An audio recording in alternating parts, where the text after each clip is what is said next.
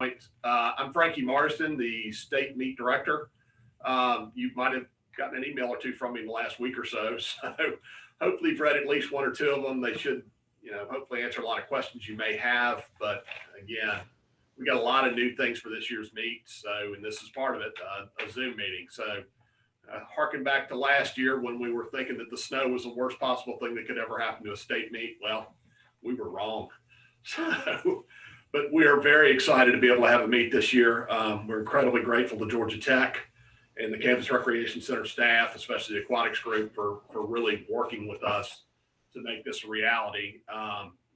Again, it would have been very easy to just say, hey, look, it's just not something we're comfortable with, but they really went out of their way to help us have a state meet, which I think is terrific for you and your kids in what has been a very challenging season. So to that end, we've got a lot of stuff to cover, a lot of new processes and procedures. And the important thing is here, bottom line, we really kind of have to stick to the plan on this. It's crucial that we follow what is presented to you guys with regards to how we come in the building, what we do when we're there, wearing masks, socially distancing, all those good things that we're having to do as part of our everyday lives. That still applies at Georgia Tech, and it's a crucial part to our event being a success. So with that in mind, I'm going to turn it over real quick to Andy Cowart with the Georgia High School Association. He's the swimming liaison. Andy, floor is yours. Hey, thank you, Frankie. Can you hear me okay? Yes. Okay, great. And welcome, coaches. We're certainly glad to have you here for this Zoom meeting today. Make sure that you register for the meeting. Frankie's got, he's going to remind you how to do that. I think it's in the chat session or something like that. I feel for you because of the limitations with pool space and so forth during the regular season and cancellations. But yeah, this virus has done what it's done. We're doing the best that we can to make us have a state championship meet. Unfortunately, there will not be any fans at this state meet. That's because of the restrictions that Georgia Tech has put in place. And so this year, more so than any other, make sure that we're a good tenant for Georgia Tech, because we certainly don't want to do anything that would chance us losing that venue. I think all of you would agree with that pool is a perfect spot and place to have it. I'll be there from the beginning to the end. And the last thing I want to mention is that when we met in December with Dr. Hines and Ernie Yarborough from the GHSA, with Frankie and Matt, we weren't so sure where this was going to go. We do know that we wanted to have a state championship meet, but it was going to take an awful lot of work. And that's been done by Frankie and Matt. And I want you to know we are certainly proud to have them help to represent us. And I know you're equally proud to have them on your side too. They are true champions of the swimming and diving world. And they all are here to help out your student athletes. And I just want to reach out and thank them personally for all the work they've done. They've done much more than what's been expected in the past because of this pandemic. But again, thank you and welcome. And if I have any questions or any problems or anything, don't hesitate to reach out. And I'll turn it back over to Frankie. Thank you, Andy. So as Andy mentioned, we're taking attendance, and the way you can say that you were here is real simple. In the chat feature of your Zoom meeting, right down there at the bottom of your screen in the middle, just click on that chat feature. You need to input your name and your school and the classification that you were in, and that will let us know that you were here. So again, please make sure you take care of that before you leave today. Also, just the general format of the meeting. So what we're going to do is to try and make this efficient as possible.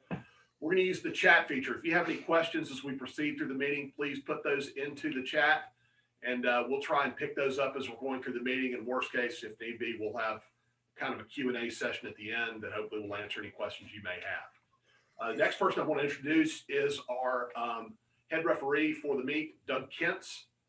He's a terrific official, and again, we're glad to have him at the helm this year. So Doug, the floor is yours. Thank you. What do I need to, anyway, I just want to talk about a few things that we can, that just points of emphasis for the rules for the GSHA meet. Obviously, we're going to be following the same rule book we've done all year and are going to be doing basically the same thing we have all year. So I just put together some things to talk about. First of all, the uniforms. The swimmer must wear a legal swimsuit. The caps must be the team cap or a blank cap. The manufacturer logo on a either a team cap or a blank cap is okay. The swimmers cannot wear a smart type watch, such as an Apple Watch that can be programmed. That's because swimming does not want the athletes to have a watch that could actually beat time for them so that they could tell how fast they were swimming. Tape on swimmers, that's always a question. All right, tape is legal, even KT tape, per National High School Federation rules. But you must have a note from a doctor or a physical therapist, and this must be presented to me, the meet referee, for it to be legal. A club swimmer, it is not legal for them to swim with KT tape. So if a USA swimmer swims with KT tape, the swim will count per high school swimming, but it will not count for USA swimming. If you have an athlete that has bandage type tape for a cut or a wound, please come see me. Obviously, we don't want swimmers bleeding into the pool. And so just come see me. That's typically going to be legal. And also, please report to the referee any athlete wearing a medical patch or some kind of like insulin device, so that we won't stop the athlete when they're on the block, when they're reporting to the blocks, to find out why they've got something taped to them. On the relays, please follow Frankie's instructions in turning in your relay cards. The early takeoffs are going to be judged by the deck officials and the automatic system in the blocks. This year, since we're only going to be using half the lanes for the relay takeoffs, it will be easier on all of us. An early takeoff must be called on the deck by an official before we check the Omega takeoff system for the results. All relay takeoffs will be dual confirmed with either a deck official or two deck officials, or a deck official and the Omega takeoff system. Entries. Swimmers may only be entered in 4 events and the maximum of 2 individual events. Relays count as events. All right, so if they're in 3 relays, they can only be in 1 individual event. Something that I did the independent school meet last night at Georgia Tech, and Tech has decided from now on to have the lanes numbered 0 through 9, not 1 through 10. So that sometimes confuses the swimmers in where lane 0 is. So just remind them that it's 0 through 9. The results are unofficial on the scoreboard until all the times have been resolved and the disqualifications have been processed. Once an event has been resolved, the results will be scrolled on the scoreboard. So just remember, the time that's on the scoreboard can change if the people running the timing system have a reason to do that, such as they missed the pad, but we got a better plunger time. Disqualifications. Coaches, please only discuss the disqualifications with the deck referee, the person with the whistle for that event, or the meet referee. Per protocol, please go to the deck referee first. That's the first step in resolving any dispute. And remember, false starts and early takeoffs require dual confirmation. That's per the rule book. Nothing changes. All right, this is the state championship meet. And any athlete that does not show up for their event is disqualified for the rest of the meet. Since this meet is time finals, it will be for any subsequent event. You may report a declared false start to the meet referee or the deck referee prior to the start of the event. So if a coach goes up to the meet referee or the deck referee and says, I know my swimmer's not swimming in this event, before that event starts, that will be fine. But a declared false start counts as an event for the athlete against the 4 events which they may swim, or against the 2 individual events. And that's all that I have. Okay, Doug, I appreciate it. Any questions so far, Evan? No, we have had a couple other people jump in, so just remind them to put the classification. Okay, again, for you late arrivers, don't forget, please be sure to put in the chat portion of the Zoom meeting your name, your school name, and the classification that you're with.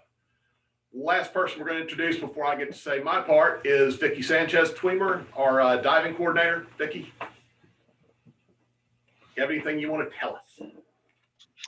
Not really. I mean, the diving portion is so much simpler than the swim portion. We have far fewer divers.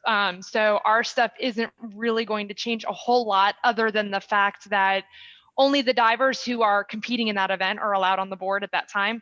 So because of that, I've made the warm-ups in between events longer to accommodate the divers. And to try to allow them to space out a little bit more. They can use both sides of the pool if they want to for warm-ups, but I think with 45 minutes in between events, they should all be just fine on the one side. But again, it's their comfort level, whatever they want to do. They can use both sides of the pool. And other than that, I sent something out to Frankie to send out because I've received a bunch of emails today. The email that went out last night, and speaking about our coaches meeting, I did not take into account that there were a lot of people who only have like one female diver, and that they're not going to be able to come to the coaches meeting that is right before the boys event. So we'll have a coaches meeting. It'll cover the same thing, but we'll have one during the girls events so that if you only have a female diver, you don't have to go to the boys one in the morning. Or this afternoon session, but we'll do one right before the girls event as well. It'll all cover the same information. You only have to attend one. You're more than welcome to attend both, but again, just need to do the one, and we'll just go over the things that day. And we'll also meet with the athletes right before they get on the diving boards as well, just to go over the rules that we go over every time. So that's all I got. Thanks, Vicki. Yeah, Vicki, there were two questions before you go. First question is, are coaches and divers allowed to be on the deck during the meet, correct? The coaches and divers of that event are allowed to be on the pool deck during that event. Yes. And can two dive coaches be on deck, or does the one coach rule apply to diving as well? You want me to take that one? I would like for you to take that one, because for me, it's fine because we just have far fewer numbers, but I know that we're trying to keep things consistent between the swimming and the diving. So I will let Frankie handle that. I think with the limited number of diving coaches, as long as we don't have crowding on the deck, we'll be flexible with regard to that. But again, really it needs to be a diving coach on the deck and not, your AD or some, random swimming coach that just wants a better view. Again, that person that's going to come to the deck needs to be actively engaged in coaching the athletes. And if that's not going to be the case, then we're going to ask them to return upstairs. Yeah, and then lastly, Vicki, just restate the diving meeting the day of. Is that just before the session, or what are you having for a diving meeting? Yeah, so it'll be, so I'll have the meeting right before, during, I guess, 30 minutes before the event begins. So during the boys session, and then I'll have another one during the girls warm-up session, just to go over the process of the meet quickly with all of those divers cuts, number of divers, all those different things, and the little things that Georgia Tech is going to ask our divers to put into place in regards to their masks and just the way that they need to walk on the pool deck and all that. We'll go over that then. And then I'll do the afternoon session as well. Like I said, I'll do it during the boys warm-up session, and then I'll have another one during the girls warm-up session. And we'll do it on the far side of the pool by the dry land equipment so that we're not all in that little room. All righty. Well, thanks, Vicki. Okay, so on to the show with regards to swimming. Last bonus question, Vicki. If you have a boy diver and a girl diver, does the girl have to leave after her session? She just needs to go up into the stands. That's all. She's able to say and cheer on her team, but she has to go back up into the stands with her team there. Thank you. Yep. Okay, thanks, Vicki. Yep. All right, on with the show. So I get to say my bit. Mine might be a little bit longer than the other three previous participants. So, got a presentation. Okay. Next slide, please. So, COVID protocols for the meet. Obviously, like any venue, we've got certain things you can and can't do with regards to trying to keep everybody safe and in good health. So, in general, some highlights of what we've got to cover. Athletes should make an effort to come attired. They need to have their suits on when they come into the building. We'd like to keep the locker rooms relatively free of people. So again, we can't have a bunch of kids showing up and crowding into a locker room in order to, put their suits on. So again, suits on underneath your warm-ups or street clothes. That will just help us, again, keep those areas clear. Masks must be worn at all times. So the minute you get out of your vehicle on campus, that mask needs to be on. Tech is a pretty much, if you're on that property, you need to have a mask on. The only time you can take a mask off is to swim. So when the swimmer's getting in the water, obviously take the mask off, maybe put in a little Ziploc bag, set it on the deck. And then when they get out, that mask should go back on relatively quickly. This especially applies to coaches. So again, if you're up in the team areas and you want to hang around without a mask on, you're going to be treated very, let's just say, not very friendly. We're going to ask teams to perform symptom and temperature checks within 1 hour prior to coming into the building. Okay. And you will sign your team roster when you come into the building and hand off your team roster to say, hey, we're here as part of the check-in process. That will affirm and certify that you have done that and that everyone is healthy and symptom free. Additionally, we're still getting clarification from Georgia Tech. We may still have to perform temp checks at the building, but we would like for you guys to preemptively go ahead and do that. Again, just to err on the side of caution and to be safe. Social distancing is expected at all times in the venue, wherever humanly possible. So that includes in the team areas. And we'll cover specifics on how we're going to accomplish that, but it also includes on the deck, and it really includes it in the coaches area. I've talked to a couple of people saying that they've done, some of the bigger county meets and things like that. And they said the kids get this stuff. They understand it. They follow the rules. They said the problem group was the coaches that you guys are, hanging around on deck. And again, I know it's hard to not be social with your fellow coaches, but again, we really expect you guys to keep your distance from one another and help us out with that. We will go and actually have marked spots in the coaches area bleachers so you guys can know kind of where you need to stand as visual cues. So again, help us out with that. Lead by example. Schedule team arrival times. So I sent that document out with the warm-up times and when you can come in the building. There is a set, pretty much 30-minute window for you to come in the building with your athletes, your coaching staff, and everybody to get in, get settled in, get into your team area, and be prepared to go onto the deck to warm up, okay? Do not plan on coming to the front entrance of that building until your 30-minute window, okay? So don't show up an hour early expecting, well, maybe they'll let me in, or we'll just hang around outside because the weather's going to be nice. That doesn't work. The idea behind all of this is we really want to manage the number of people that are coming into the building, when they're coming in, and how they're coming in. So that's why we've gone to the painstaking task of laying out exactly these specific times that you guys can come in the building. That time is 30 minutes before you have to start your warm up. So it's plenty of time to walk in a building, go to your team area, drop your stuff off, get settled in, do what you need to do, stretch, whatever. And then by that point, you'll be able to go down to the deck, hop in the water and get your warm up knocked out. Again, really help us out with that. That's kind of the first step in making this all work. Parents cannot come into the building for any reason. As we said, there are no spectators, but occasionally parents like, well, I got to help carry all this stuff. Not this year. Kids can do that. And again, we'll cover some of that with regards to what you can bring into the building and what you can't, because the big coolers this year are not going to be allowed, mainly because we're going to be up in that spectator seating area where, based on fire code, you just can't have one of those big, body-sized coolers up there. Swimmers should remain in their team area unless they're going to swim. Okay, that's again another big thing to control the number of bodies on it. And again, help us out with the social distancing. It's crucial that you guys pretty much stay in your team area, and that includes the coaches as well, except for the one coach who can be on the deck. But it's crucial that you guys kind of stick to your team area and not wander around the building. Okay, if we do that, there's designated spaces in every team section to let those guys spread out and do so safely. There are a limited number of coaches on the deck, as we've mentioned. Essentially, each team is going to get one deck credential.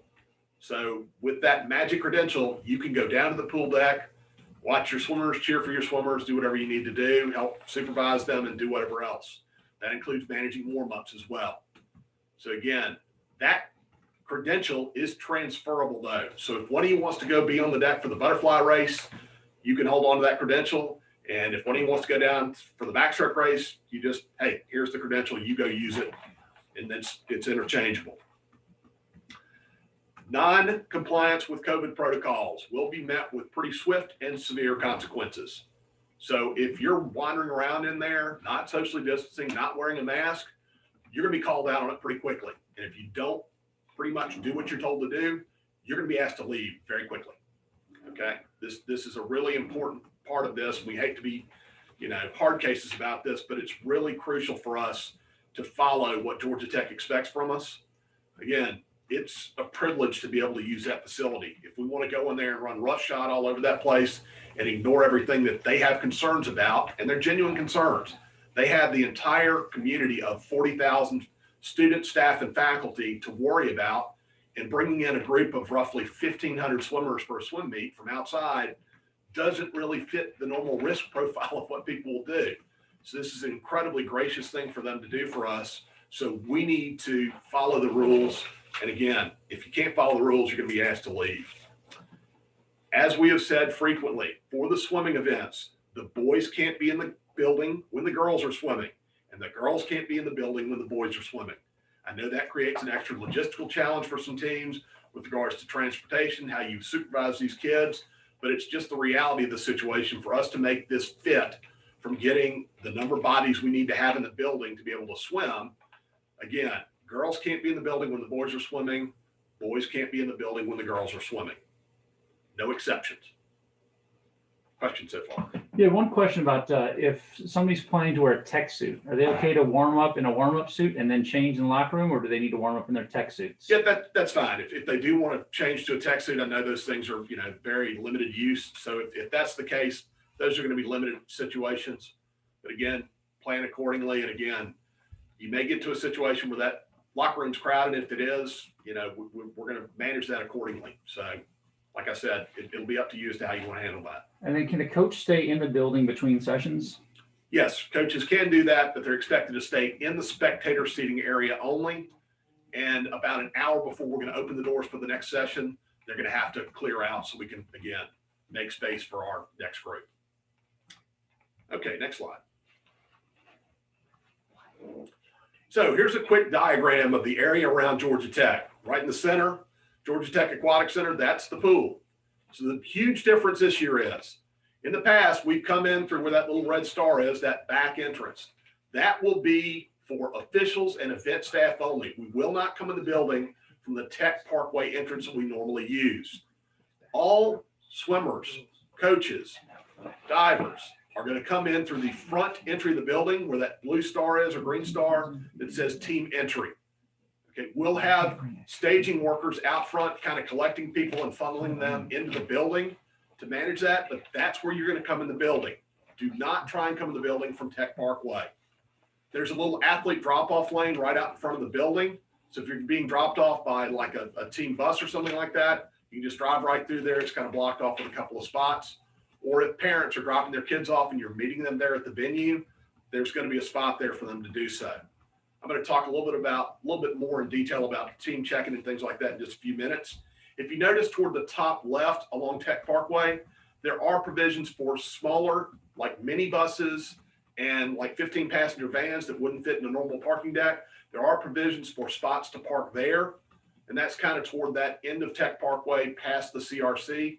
You will need to pre-purchase parking for those locations. And that can be done on the Georgia Tech Click and Park system.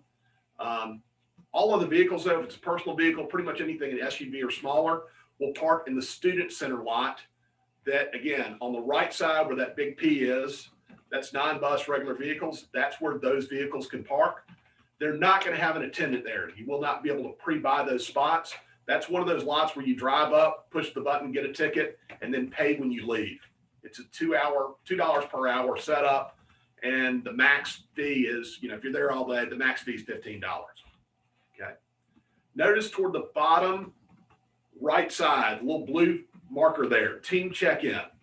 So again, we'll cover this in a little bit greater detail, but if you don't get your team pack until the day of the meet, you're actually going to pick that team pack up at that team check-in location. It is not at the CRC. So again, if you're coming the day of the meet and you're arriving, you don't have your team credentials or things like that, you're going to drive to that location first. Pick up your team pack, get your credentials, get them into the hands of your athletes, and then you'll go to the venue to let your kids off, or you'll park and then walk over. It's a short walk from that parking deck if you need to. And again, we'll cover this in greater detail in just a moment. Next slide, please.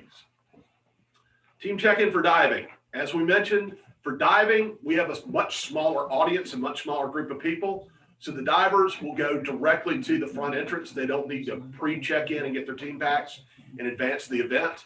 We'll have check-in workers right there at the front of the building. The only catch here is, the important part is, divers cannot come in the building on their own. They need to come in with a coach, supervised. And again, we want you guys to come in there as one group. Okay, coach, all athletes come into the building in one shot.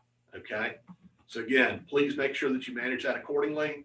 Coordinate your arrival times, because every year we have kids that, you know, the kid gets there 30 minutes before the coach does, and the kid's having to stand around and wait in the hallway outside.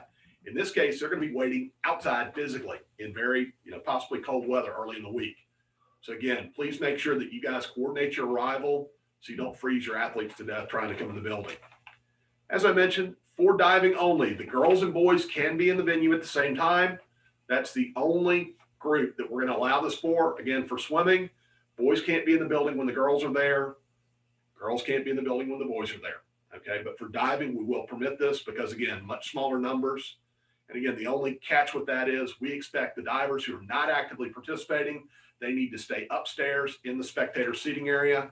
And again, we do expect social distancing in that area at all times. Georgia Tech has taken the painstaking task. It literally took almost an entire day.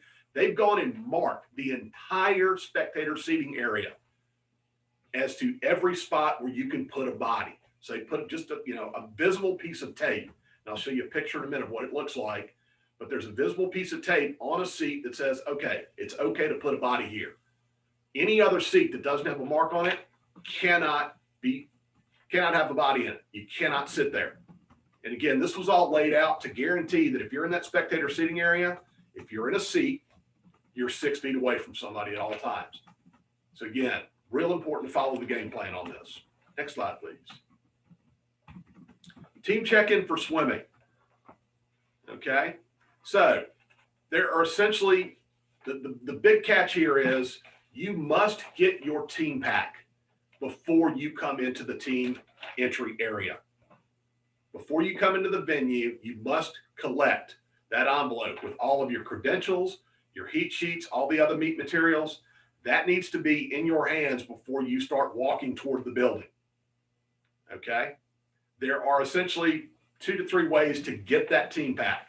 First, and this is the one we really strongly encourage everybody to do, pick it up on Tuesday during the diving. Okay? A majority of the teams in the meet are in the metro Atlanta area.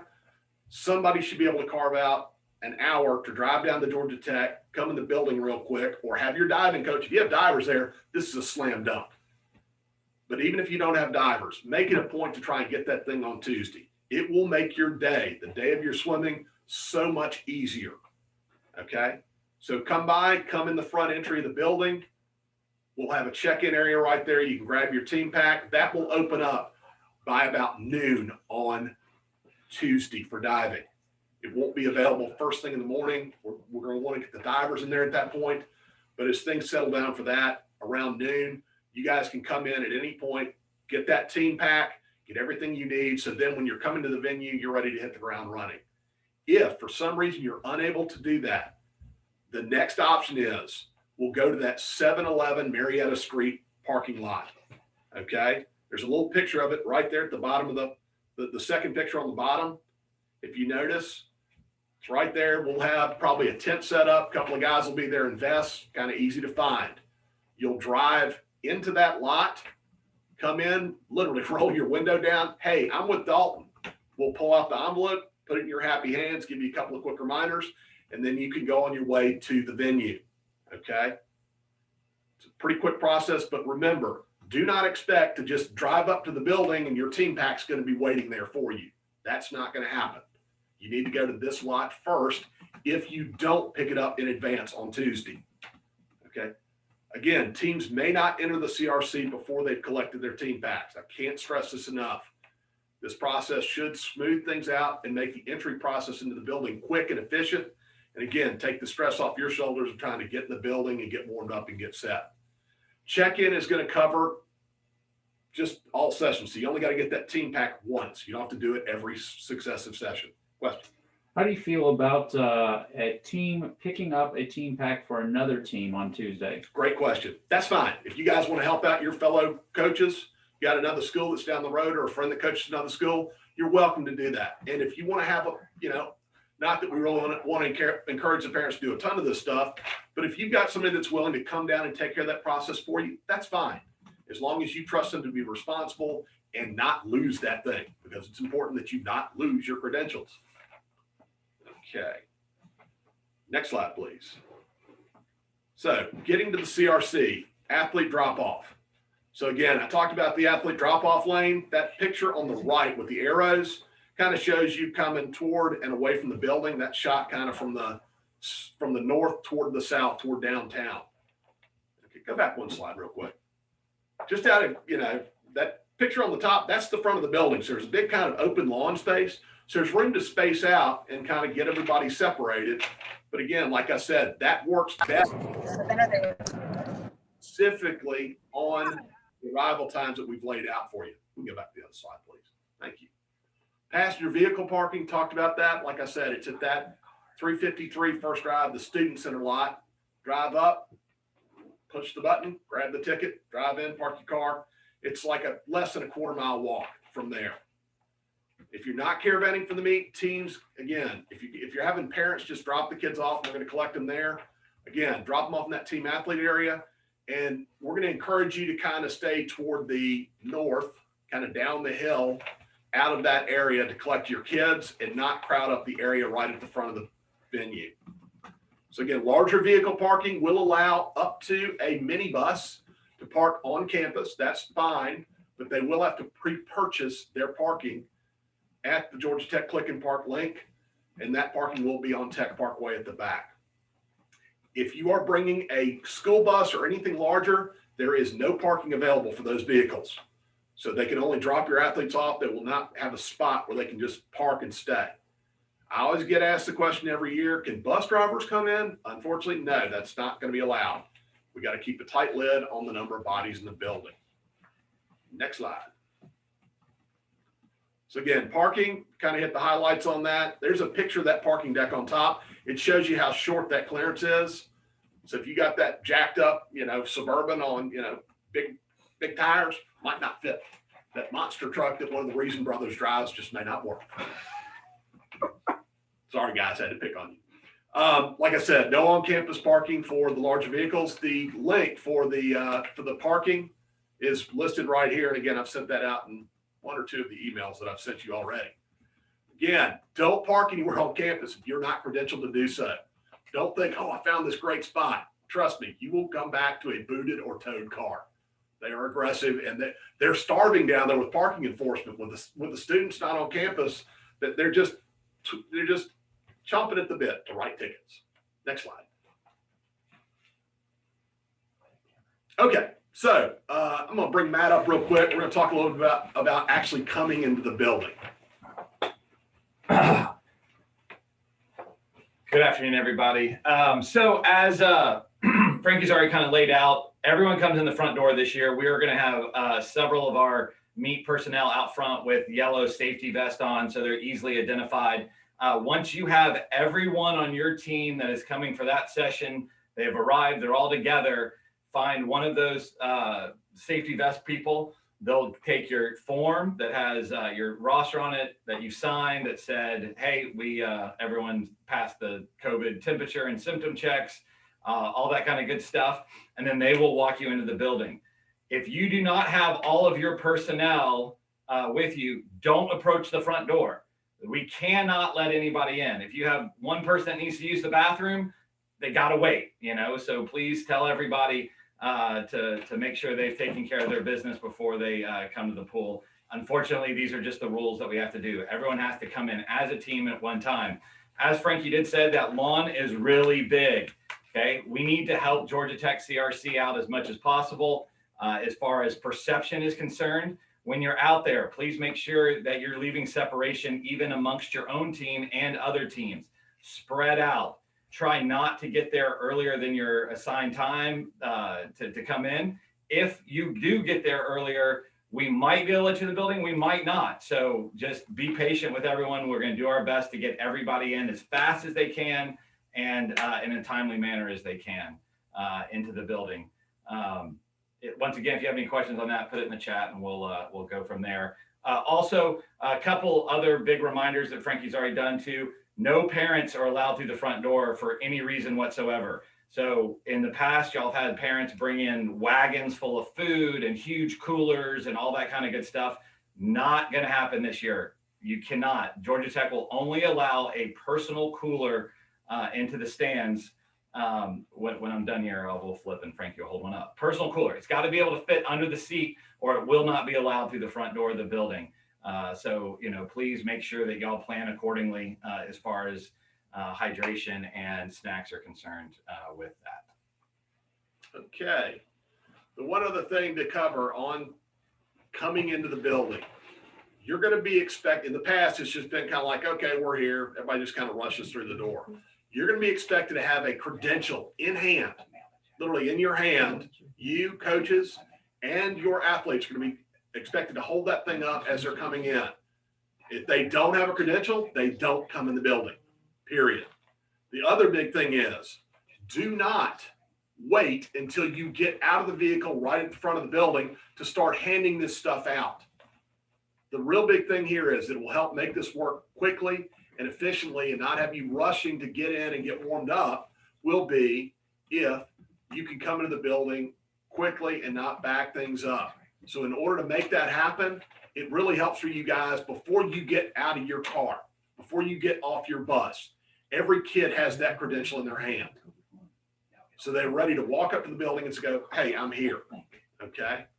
If you try and do it right there on the lawn, it becomes a chaotic mess.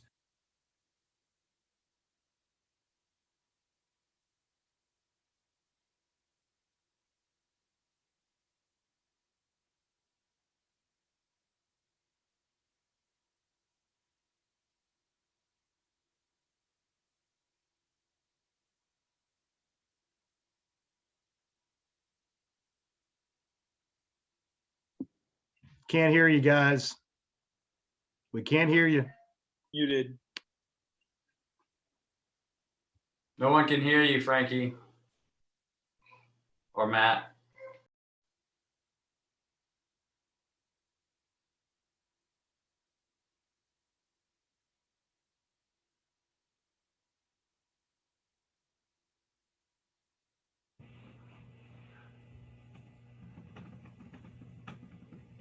Battery dead. That might have. Talk now. Okay. Hey, can you hear me now? Yeah, we can. Okay, there we go. So sorry about that. They missed all the important stuff. No, they didn't miss anything. So the team areas. So once you've checked in and you've come in the building, you're going to go straight to your team area. Again, those are all located upstairs in the spectator seating. I sent out that schedule last night or early this morning of where you're sitting, what section and what rows. This is all designed to guarantee social distancing in that area. It also takes the heat off of you for going, oh my gosh, we got to find a spot. You know where you're going. There's a venue map. It's easy to find. It's easy to locate. And there is enough space in your team area, the way it's been assigned for, and this will never happen, but if everybody had to sit down in your team area, there's a spot for every rear end for somewhere to go. So again, please stick to what you've got. Familiarize yourself with what the area looks like. As I mentioned, we've got a picture of the seating area right here on the screen. That little, in the box, that little mark of tape right there, that tells you that's a seat you can sit in. If it doesn't have that tape on the seat, don't sit there. This is all laid out in a pattern throughout the building, essentially in kind of a diamond shape. So when you sit down in one of those marked seats, you're 6 feet away from somebody at all times. Okay. A lot of you have come up with the question, hey, I got NA as my section in my seating assignment. Well, the reason you got that is it means not available because you don't have any swimmers in that session. So if you don't have any girls, you're not going to have a seating location for the girls session. Don't have any boys, you're not going to have a seating location for the boys. Same thing would apply for your warm-ups. As we mentioned, large coolers are not permitted in the venue. Only smaller personal coolers, just about the size of this bad boy, are okay. Oh, there we go. This is something that'll fit essentially underneath one of the seats or in the seat. And by the way, there's plenty of room for all your stuff. All those unoccupied seats in your team area can contain all the stuff you need to cover. Okay. Coaches and athletes must remain in that area until they're going to swim, warm up, or collect an award. Okay. We'll talk about awards in just a minute. Swimmers must return to their team areas promptly after their race. There will be a provision for them to warm down in the diving well. But again, we don't want them lingering on the deck much longer after their race unless they're, again, actively warming down or going to the awards area to collect their award for a particular race. People must socially distance in the team areas. May only sit in the marked seats, lead by example, coaches, and help us police this. We will have some security on site to help enforce this, but it really helps if you guys are kind of, if we have literally 30, 40, 50 coaches up there supervising your kids. And again, share it with them. Tell them how important this is. Tell them there's kind of a, it's a no nonsense approach that if you're not going to follow these rules, you're going to be out. Okay. Again, try to avoid congregating in the common areas around the building, like the concession area or anything like that. And with regards to concessions, there really aren't going to be any, but the t-shirt guy is going to be there. So we'll cover some of that stuff in a minute. Please follow the instructions of any of the security staff or event staff. So if you're asked to do something, your athletes are asked to do something, we do not need the brilliant 15-year-old that's got everything solved to pop off and tell somebody, well, you're just a rent-a-cop, I don't have to listen to you. Well, they can have that attitude all they want, but they'll have it in the parking lot. More importantly, clean up your team area when you're done. Do not leave a pigsty for the next group. Okay, and the next group are going to be your male swimmers. Okay, girls are going to come in first, and they usually tend to not make a mess. But again, do not leave a bunch of trash, food and junk on the deck, or not on the deck, sorry, in the stands in your team areas. There will be a garbage bag in each and every one of your team packs. Bring it to the pool.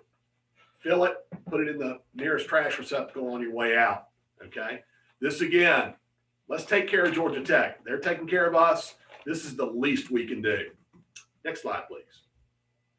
This is just kind of an overview of the seating diagram in the pool, literally by row and section. Okay, kind of tells you how many spots are in each one, where it is in relation to the competition pool, the diving well, or whatever else. So again, as you see, the lower sections are closer to the pool, upper sections are there. Please, again, I tried to space these out as best I could. Sorry if you guys got the Bob Euchre seat a little bit higher up, but there's not a bad seat in that venue. It might just be a slightly longer walk to the pool. Next slide.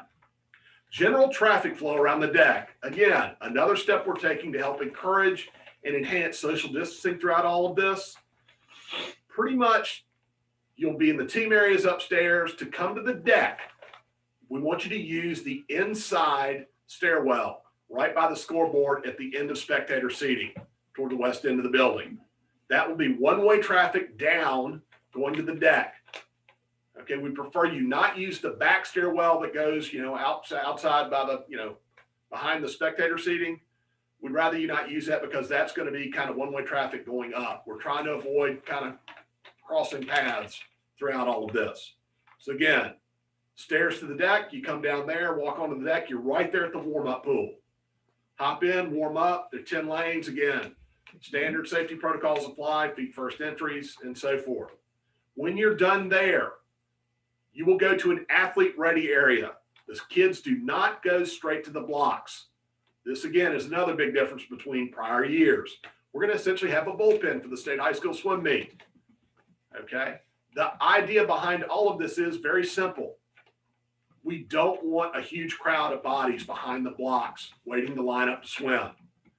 Essentially, the way it's going to be set up is we're going to have the group that's on the blocks or in the water. They're going to swim.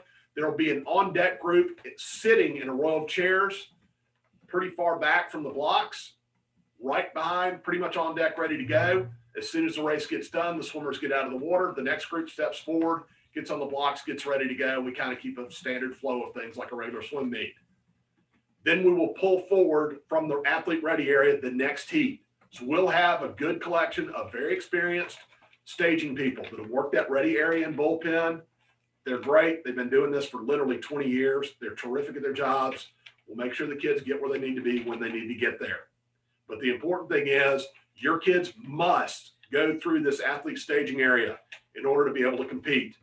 Remind them, please do not try and just go straight to the blocks. Okay, this is going to apply for all events, individual events, and relay events. As you notice, behind the competition pool, the diving well, the warm down pool's right there. They get out. There's, again, going to be a set of theater rope. They just swing around that theater rope. They can hop in the diving well to warm down, and then they can return upstairs. If you notice the little spot for exit from the deck, that's those double doors right by the timing and scoring room. They go through there. They're in that back hallway. Take a right, go down the hall, and go up the back stairs. Again, all of this kind of a one-way flow around the deck. Okay. One thing to point out that's not on that diagram, but we'll show you a picture of it in a minute. Just to the right of the warm-up pool, underneath the main scoreboard, that's where we're going to do our award staging. And I'll cover details on that in just a moment. Next slide, please. Deck traffic. Again, we got a picture of the venue. You notice the big arrow down. That's coming onto the deck. That's that stairwell I talked about. Right there, as you get to the bottom of that arrow, there's the warm-up pool. To the right of that warm-up pool on the far side of the deck, that's where the athlete staging is going to be. And you notice the yellow arrow on the left, that's kind of the exit from the deck. And again, that's for coaches. The coaches, again, if they want to come through that back hallway, that's fine if they want to do that. But otherwise, like I said, this is all just set up to really try and enhance the idea of social distancing. Next slide, please. Coaches area bleachers. This is kind of a crude mock-up, but if you notice the little red blocks, that's where the coaches bleachers are going to be. We're going to have them set up pretty much all the way along the competition pool on the near side of the pool. The big thing here is they will be marked with spots that are 6 feet apart. So essentially, it's going to be maybe 5 to 7 of you can be on one of those at a given time. Again, stay away from each other. Stay, separated. There will be a little bit of a lane in front of that if you want to access that and don't want to necessarily stand in a bleacher. The big thing here is try not to be on the competition pool unless you've actively got a kid swimming. Keep that area relatively clear for coaches to be able to cheer for and watch their kids. Don't just park there. If you don't have a kid in a race, kind of clear out if you can. You'll have access to pretty much the entire deck if you want it, but we're trying to ask you guys, if possible, try and stick to that coaches area if possible. That again just helps us maintain the traffic and number of bodies on the deck. Next slide, please. Athlete staging and bullpen. So this is on the far side of the pool by that warm-up pool. So it's kind of in that, as you're facing the competition pool from the stands, it's kind of that back left-hand corner if you're facing the pools. There's going to be a couple of lanes that lead kids in that'll serve as kind of a collection area. We'll have a couple of people calling events in. So it's, say it's in advance of the IM, they'll be, okay, who's in the IM? And they'll have a heat sheet, check kids off and bring them through there. Remind your swimmers, plan enough time in their process of coming to the deck, getting warmed up, to go through this area. It's not going to be one of those situations where they get out after warming up and think, okay, I'm going straight to the blocks, I'm ready to swim. It's not going to work like that. They'll have to go through that staging area in advance of doing that. So they may need to back up a little bit from where they would normally go down to warm up. Also, again, it's a longer walk. So again, factor that in so your kids don't miss events. Question? Yeah, I'll kind of say there's one question on here that just asked that around bullpen. It's probably a suggested time would say you go down to the warm-up pool 2 events prior, Right. and then come to the bullpen intake area about 1 event prior. Should still allow us to do social distancing while kind of spacing that out. Building on that question here, Frank, is we know we have the diving break for 15 minutes, but what are we doing to help control the speed of the meet? And so to answer this in 2 parts. One, are we spacing it all? Or if a kid is in the 100 back and is then also in the 100 breast, do they need to go back through the bullpen? Right. So in general, yeah, we have far fewer swimmers, and it being split up into smaller groups, we're going to slow the meet down pretty significantly, at least for the first 3 days. The 7A meet's actually closer to what we would normally expect for a swim meet from a number standpoint. So we may not have to take as many measures there. But in general, the pacing and flow of the meet, we're going to take pretty significant breaks after every event. So when we get done with an event, we're going to take our time.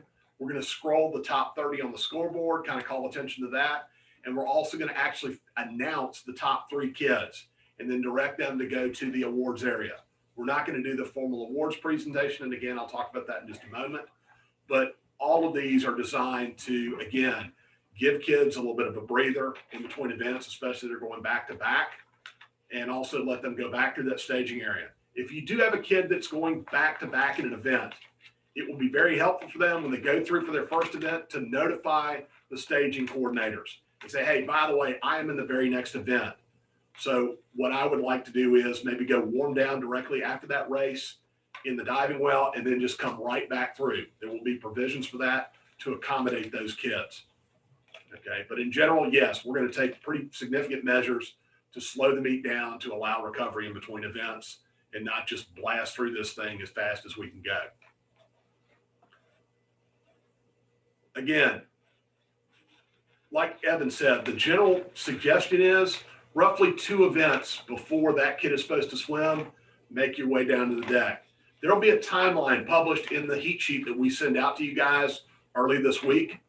So again, take a look at that and, maybe map out a game plan and say, you know what, it's the 100 fly. It's maybe a shorter event. There aren't that many heats. Maybe we need to go down a little bit in advance of that. We'll let you guys help manage that from the standpoint of when they go down. But in general, like we said, we don't want a kid going down there 8 events in advance and just hanging around on the deck and cluttering up that area. We need to help maintain some, again, we've got caps on the number of people that can be on the deck, obviously. So if we have everybody just kind of hanging out, waiting to go swim, it doesn't work very well to that end. Next slide. So bullpen and athlete staging, like I said, if you notice these little yellow markers, those are where those bleachers are going to be. So again, they're going to go through that intake area short of where these bleachers are listed. They'll get them organized, get them set on bleachers, socially distanced at all times, and they'll pull heats up to get them into that on-deck area. Again, these kids must go through this staging area. It's really important for them not to try and bypass this process. We will not make them hold hands, though, walking to the blocks like a summer league meet, okay? It's bullpen, but we're not going to go that far. Again, traffic flow, athletes into the bullpen between the bleachers and the pool, the green arrow, and they walk to the blocks along the walls, that red arrow. Again, this is all designed to kind of keep everybody separated. Next slide, please. The area behind the blocks, if you notice these little yellow markers, those are going to be 1 chair behind each block. So again, they'll pre-stage one of those heats. The heat that's in the water is going to be swimming. The heat that's in the chairs, when the referee blows their whistle, then those kids can stand up, do what they need to do to get on the blocks and get going. Again, that's a single row of chairs. We're not going to stack up 4 or 5 heats. So again, that's just kind of all designed to help maintain some distancing, keep the flow of the meet going. Notice that red line behind the chairs. There's going to be some theater rope back there to provide some separation between the on-deck area and the warm-down pool. Notice the 2 green arrows. When your kids exit the water, if they're in lanes 0 through 4, they would swing out to the, kind of toward the far side of the pool and swing around that side to get into the warm-down pool. If they're in lanes 5 through 10, they go the other direction. Okay. And again, just remind your kids, try not to be, again, they're breathing heavy after they get done with the race. Try not to be, bumping into each other behind the blocks. Okay. As soon as they're done swimming, put that mask back on. Next slide, please. Awards. As we mentioned, we're not going to do our standard, hey, we're going to grab everybody after a race, put them on the podium and, take that really close contact picture. So we're going to do that a little bit differently. We are, like I said, going to take a pause after every event. So as soon as results are official, we're going to go ahead and announce. We're going to scroll through on the scoreboard the top 30, and then we'll announce the top 3 athletes. As soon as that announcement is made, those results are official. So anybody in the top 3 should report directly to that award staging area located right there underneath the main scoreboard. They can collect their medal, and then the podium will be set up and they can get a picture taken. And we do have River Oak is providing an event photographer. And if you guys want to go over as coach and just take a little snapshot with an iPhone, that's fine too. We'll have an awards coordinator there. We really like your kids to go take care of this during the meet. Okay, we really don't want to have to hold these medals and then have to sort out at the end going, oh, hey, we've got 5 medals from the Thomasville folks. Where's the coach? The kid wants the medal. Same thing applies. There will be the event winner t-shirts that they normally do from the event sponsor. So again, that's also going to be there as well. So again, really encourage your kids, if they're announced in the top 3, go to that staging area, get your award, get your picture taken, and we'll take care of that. Again, this will apply for relays and for individual events.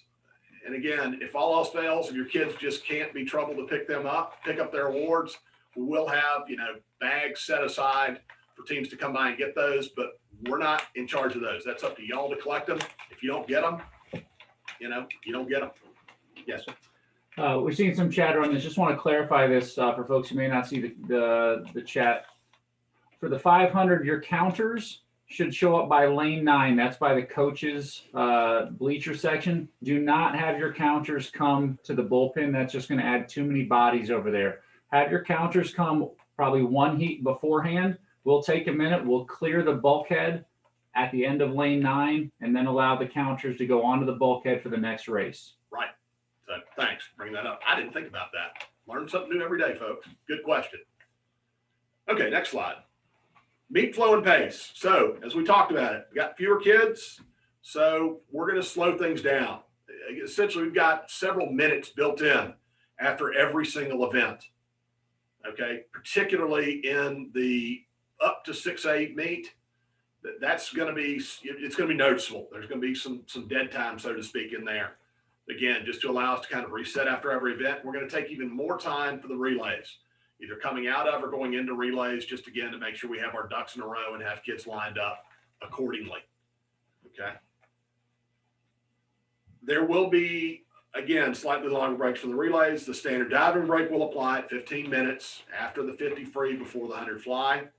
Athletes should exit the water after their race and proceed immediately to the warm down pool, to awards, or return upstairs. Again, we don't want folks lingering and hanging around and cluttering up the deck. We will swim the relays in a total of 5 lanes. They'll swim in the odd lanes, lanes 1, 3, 5, 7, and 9. As Doug referenced earlier, this was in place last year for our state meet, so it's not completely new for you guys, but the lane numbers at Tech are 0 through 9, not 1 through 10. Okay, but again, we'll have bullpen people to help make sure right kid gets to right lane. Okay. Next slide, please. Other items. So scheduled warm-ups are going to take place in the 2 10-lane pools. All warm-ups must be supervised by a coach, and teams you may use the blocks in your scheduled lane. Okay, we have so few swimmers in there. We're going to allow some flexibility for you guys to use blocks because, frankly, one-way sprint lanes in COVID don't work. We'd have too many kids just lined up. It'd be a mess. So again, please be responsible with that process. A PDF version of the heat sheet is going to be sent out tomorrow. So you guys can print all the heat sheets you want. We're going to put a very limited number in your team pack, but if you show up the day of the meet and say, I need a heat sheet, tough luck. It'll be online. You can pull up on your phone if you want to. It'll also be in Meet Mobile. Okay. But print them. If you want them for every member of your team, print them, give them to them. That's fine with us. Okay.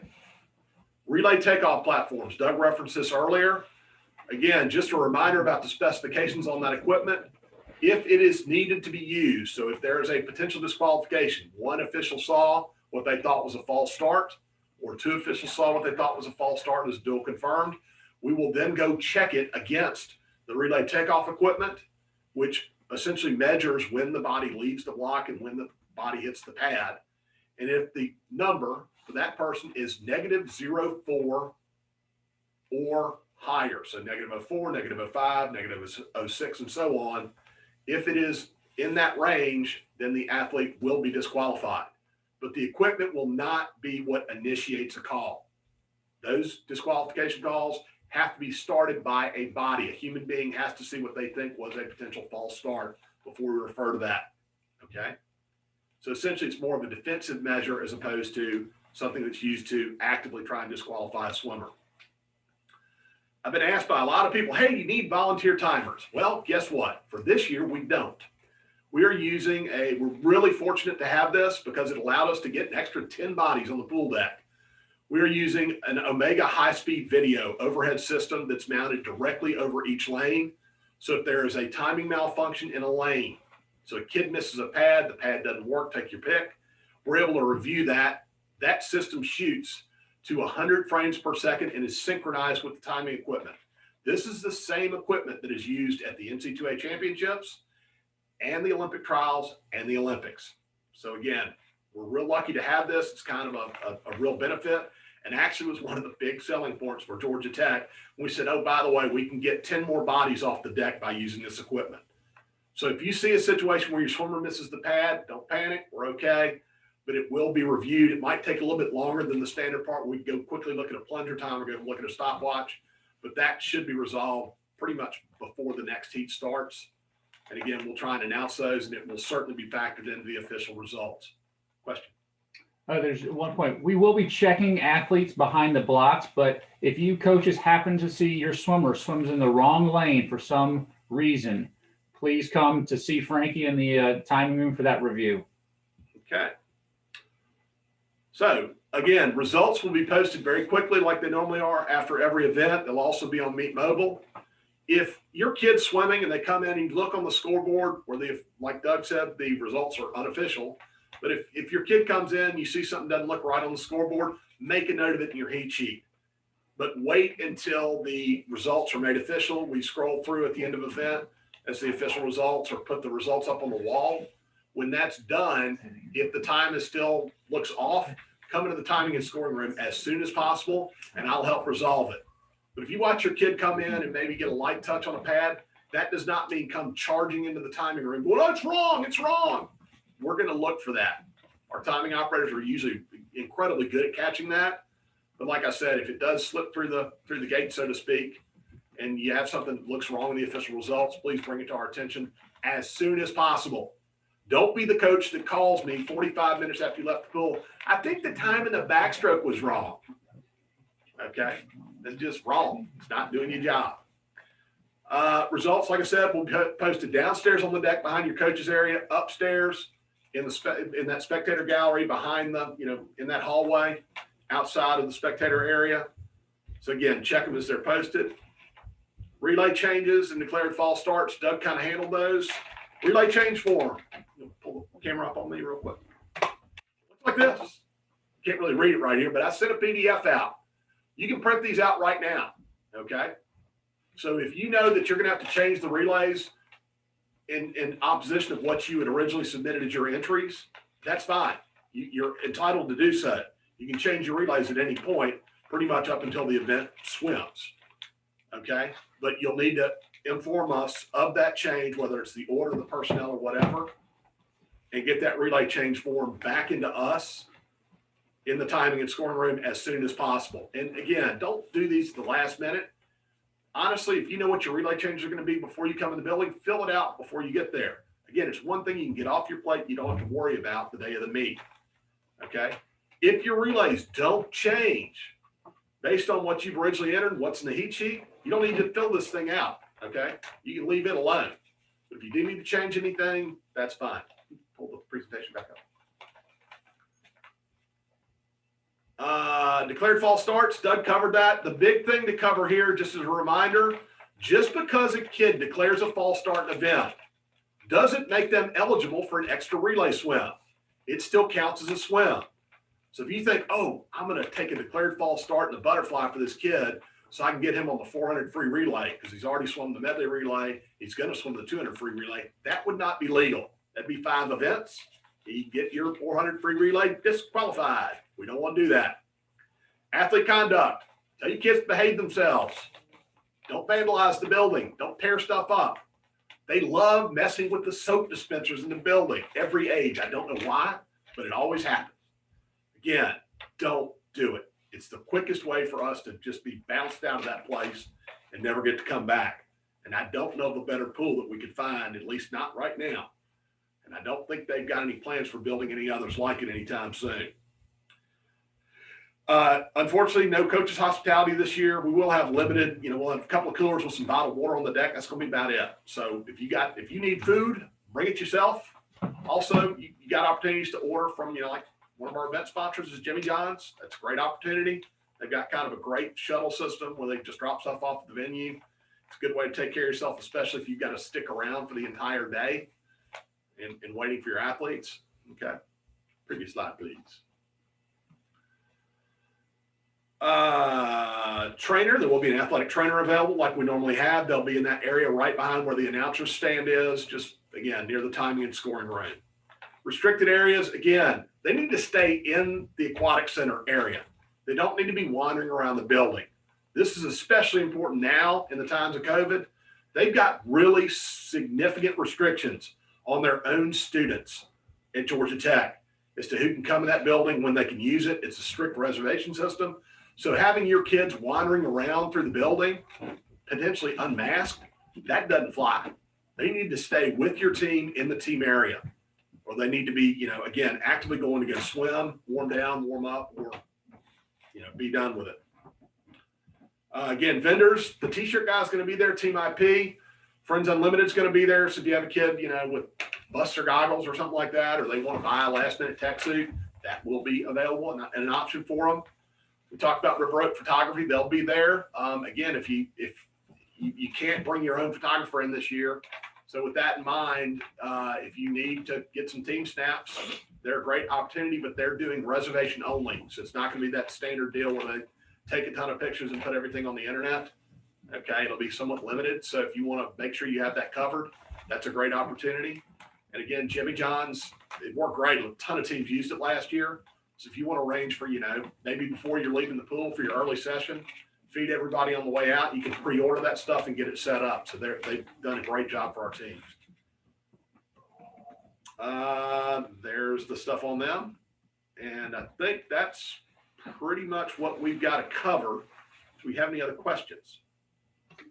We've been answering most of them to give you a little bit of a break, but we'll open up the chat line for a few minutes, guys. If you guys type in any questions, we'll read them off as they come in. And I promise the emails are going to stop coming in 2 days. I mean, you thought the election commercials were bad. I'm 10 times worse. So again, I really apologize for having to do that. But there's so much new stuff that's come on board. And again, we're just trying to give you guys as much of a heads up as possible to keep you in the loop as to how this stuff's all going to work, to hopefully make this be as normal a swim meet as we possibly can. I really can't commend you guys have done a fabulous job this year. The fact that we have a swim season is a miracle in itself. And the fact that we're going to actually have a state meet, of size and significance, that's really a testament to your dedication. So again, we want to make this as good an experience for everybody as possible. And again, I know it's a lot more hoops to jump through for everybody, but really we can't thank you all enough for sticking this out, because I think your kids, they need this. They really do. They've had so much stuff taken away from them in the last months. So the fact that we can do this it's big. And also, trust me, a lot of people in the swimming community, especially throughout club swimming, they're really anxious and eager to see if this works. So I think if we can make this work, I think it really lays the roadmap for other groups to bring in larger events into Georgia Tech and make them work. And I think that I really, with your cooperation, your support, I think if we can kind of follow the game plan, I think we can execute this thing in a way that should work and be safe for everybody, which is our biggest concern. So, first question is, can you promise that you're going to stop sending emails? Yes, I'm tired. My wrists hurt. My eyes are worn out. So I used to have a lot more hair, but I've still got a lot of this. So, but yes, emails, I promise they're going to stop real soon. So far, that's the only question. We'll give you guys 60 more seconds, or I'll start making up questions. Remind people. I'm sorry, Frankie, I've had a few people text me about the divers entering the facility. I know with the swimming, we've got to be super strict with what time they're allowed to get in before their event. Are we going to be as strict with the diving? Because I usually run a little bit earlier. So I'd prefer for the divers to get there a little bit earlier. Are we going to allow that? Got some flexibility with the divers. Just again, the numbers are not, they're not huge. So but the one big thing is the earliest time they can come in the building on Tuesday, though, would be 7 a.m. That's When Tech has set a hard cap as to when they don't want anybody coming in the building prior to that. All right, perfect. I just wanted to clarify that for everybody because like I said, I've had a few people text me and I know we're a little bit more flexible on the diving side. So just wanted to put that out there. The thing with that is they need to come in as a team, one group. That means the coach, all the athletes, one shot. Sounds good. All Thank right. you. There's a question as a reminder that relays will be swum every other lane. Individual will use all 10 lanes. Right. 10 lanes for individual events, 5 lanes for the relays. And again, if you didn't do so yet, make sure you put in that chat section your name, your school, what classification you're with, so we know you were here. And remind everybody, if you have not done yet, please join the Georgia High School Swim Yeah. Coaches Association. Great point. If you guys hadn't joined the Swim Coaches Association, you really need to do so. They did an incredible job this year of coordinating and educating all of the teams about how to work with their facilities and their communities to be able to have a season.